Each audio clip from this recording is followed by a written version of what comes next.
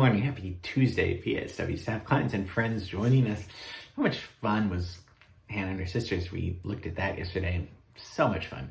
So, romantic big band swing song. We haven't done that yet because I was thinking we did Take the Money and Run, and it had to be big band Dixieland, but that was different. See, we're getting into more subgenres. It's not just like give me a big band song.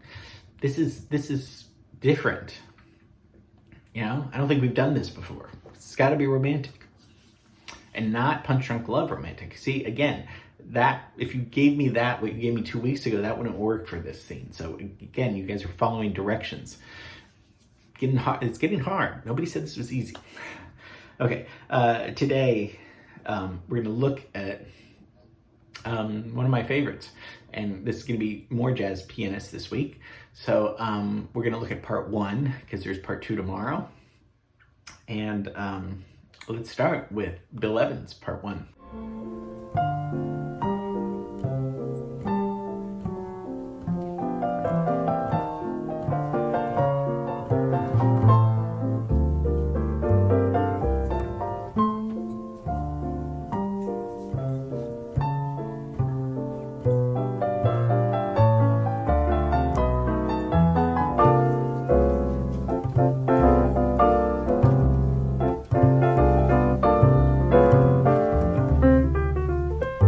Bill Evans transformed jazz piano in the 50s and 60s. He started in the 50s. And we're going to talk about his highly nuanced, sensitive approach to jazz and his melodies and his chord voicings. And if you're not sure about some of those terms, we're gonna go over them. We're going to talk about his life a bit.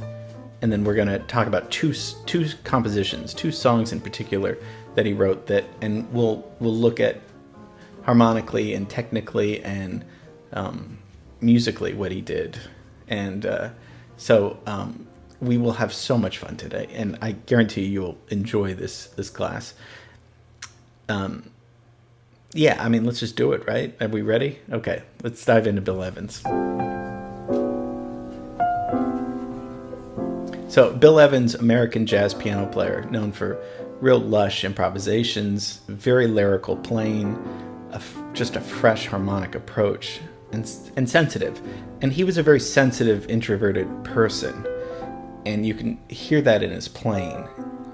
People have said that knew him that he played like his personality was very much like he played, and vice versa, where he was speaking through the instrument. And we know this with artists that perform. They usually, when they perform and there's no, they're playing an instrument, we're really hearing their voice communicate. And sometimes you can communicate better, obviously, through the instrument, and you can express feelings that either can't be expressed or just feelings that are just there and they're not meant to be communicated verbally. It's just a feeling.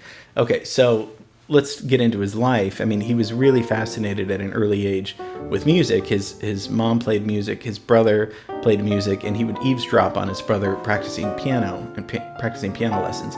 So by the time Bill was 6, he was taking lessons himself and could read music and absorb it so quickly. I mean, he was like an expert at sight reading at a really early age, and sight reading is playing it just, sight reading is kind of like reading a book. Like you don't practice reading it, you just read it.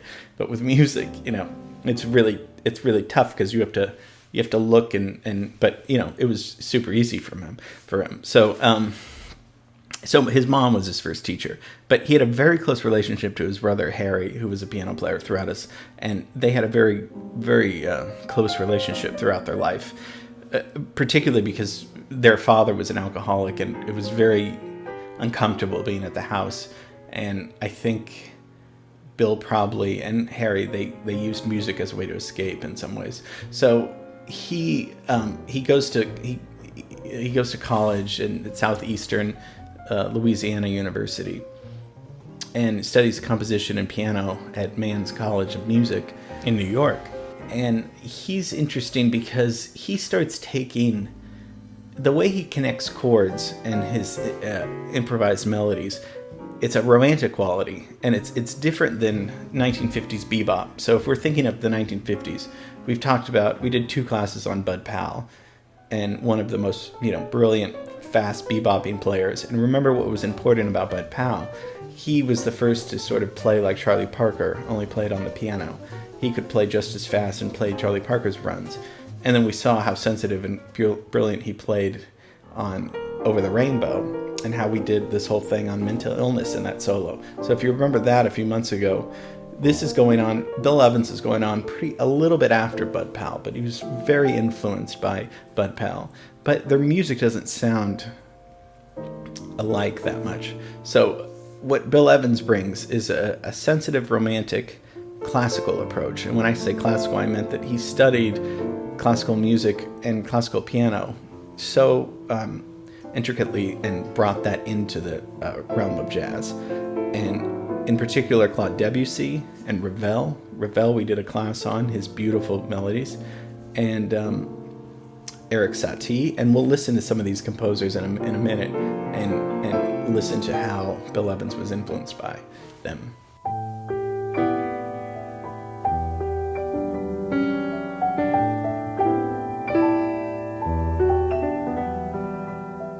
So he does a few albums with the trio and writes two of the songs we're going to be looking at, but I'll save them till after we just kind of go through his life a little bit.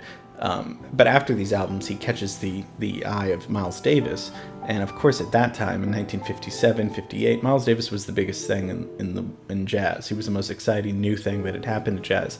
And if you remember his famous album Kind of Blue in 1959, well, Bill Evans was almost so instrumental in making that album, and I think Miles and Bill created that album. And people have said that Bill kind of brought in ideas and co-wrote the album. It's hard to say. I mean, it doesn't really matter. But this collaboration between Miles and Bill Evans was so important. And this, as we know, is the best-selling jazz album of all time. And kind of, we talk about this album all the time in 1959. So that's interesting because Bill Evans is starting to play in this way that Miles is playing, in this modal approach, right? We've talked about that modal, the two chords. Instead of a bunch of chord changes going on, it's only just maybe one or two chords, and it's exploring notes and patterns and modes over these just, 2 chords, 3 chords, 4 chords, but that's about it. I mean, they riff over these repeating chords.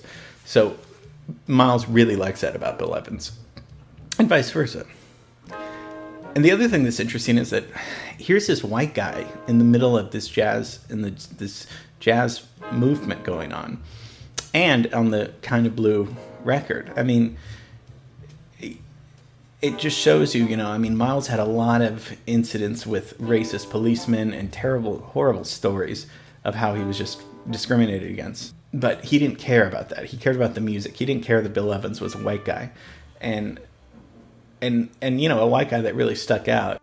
But with this fame of Kind of Blue, Bill Evans was in the spotlight. And as we talked about, he was very shy and very introverted. And his response to this was probably self-destructive, because he developed a really bad heroin addiction starting in the late 50s. And it's the addiction in general would plague him for the rest of his life. After Miles, he starts playing in trios, mostly trios for the rest, off and on for the rest of his career, but I mean, mostly on. And what's interesting about these trios is usually bass and drums would just accompany the piano player. But here, the bass and drums there would be interplay between the 3 musicians.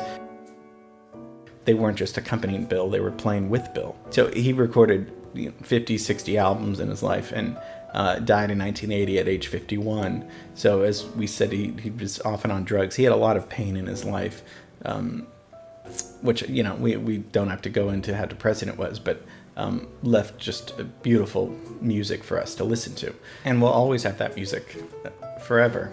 And so that's wonderful. So that's a short, concise life of Bill Evans.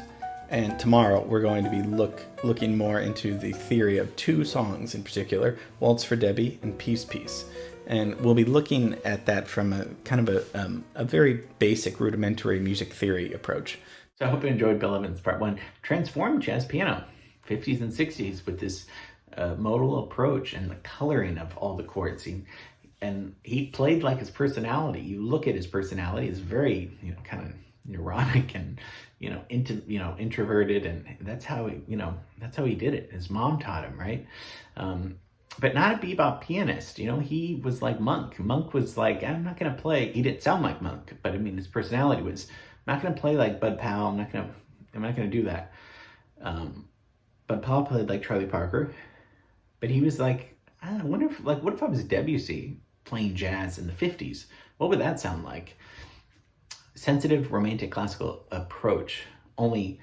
And how can I do that with Miles Davis? And they did that. How do you do two chords with So What? How do you do that?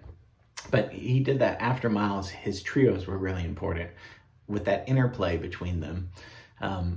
Just amazing. So tomorrow's going to be part 2, and that'll be a lot of fun. So I'll see you tomorrow with Bill Evans part 2. Great rest of the day, and we'll look forward to that. Okay, bye.